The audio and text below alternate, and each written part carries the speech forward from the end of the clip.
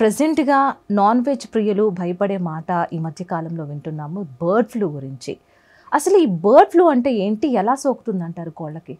Actual అమ్మా ఇప్పుడు రేర్గా వస్తున్న మెయిన్ ప్రాబ్లం ఏంటి అంటే బర్డ్ ఫ్లూ గురించి అనమాట. సో యాక్చువల్గా బర్డ్ ఫ్లూ అనేదానికి మనకి టెక్నికల్గా ఏమంటామంటే ఏవియన్ ఫ్లూ అంటాం అనమాట.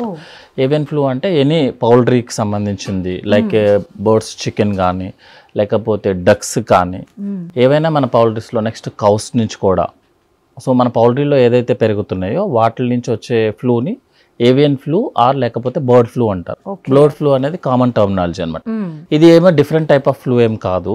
మనకి నార్మల్గా వచ్చే ఎవ్రీ 6 monthsకి ఒకసారి, 1 yearకి ఒకసారి ఒక ఫ్లూ అటాక్ వస్తుంది. That is by influenza virus అనమాట.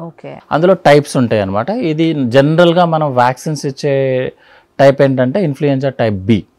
ఇది రెగ్యులర్గా అప్పుడప్పుడు ఫ్లూ అటాక్స్ వచ్చేది ఏంటంటే ఇన్ఫ్లుయెంజా టైప్ ఏ అనమాట. లైక్ స్వైన్ ఫ్లూ, కోవిడ్, ఇవన్నీ కూడా ఫ్లూ టైప్, ఇన్ఫ్లుయెంజా టైప్ ఏ అనమాట. దీనికి వచ్చే నెంబర్ ఏంటంటే H5N1. నార్మల్గా మన స్వైన్ ఫ్లూ చెప్పేది H1N1 అనమాట. సో ఇవన్నీ రెగ్యులర్గా వచ్చే ప్రాసెస్లే.